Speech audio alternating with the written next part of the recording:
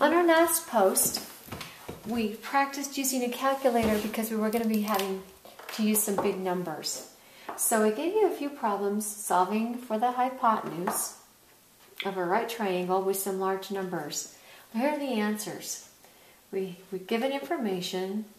A equals 18, B equals 24, and C, of course, we don't know.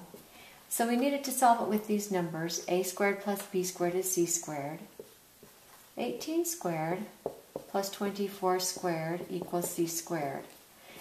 Remember, we used the square button on our calculator. So I'll do that right now. 18 squared is 324. 24 squared is 576. 576 plus 324 is 900.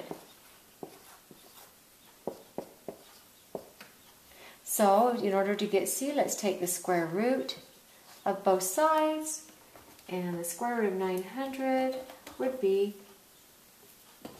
the square root of 900 would be 30. Remember, I used my second and my square root button to solve that one. That's the answer number 1.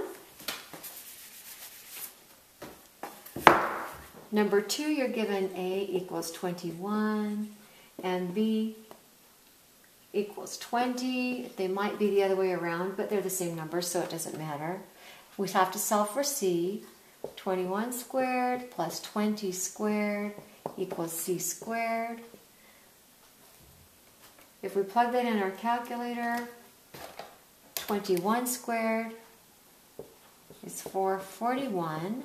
20 squared is 400.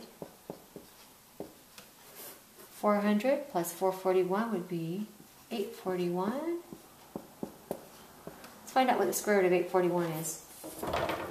Plug it in my calculator. Second square root of 841 equals 29.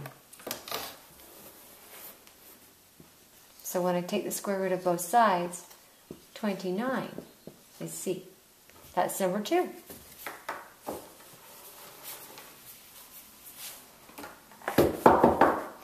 Answer to number 3, the given information, A is 21 and B is 28. We already learned that 21 squared plus 28 squared is C squared. 21 squared, we just did that on our last problem. 21 squared is 441. Let's do 28 squared. 28 squared is 784. 784 is C squared.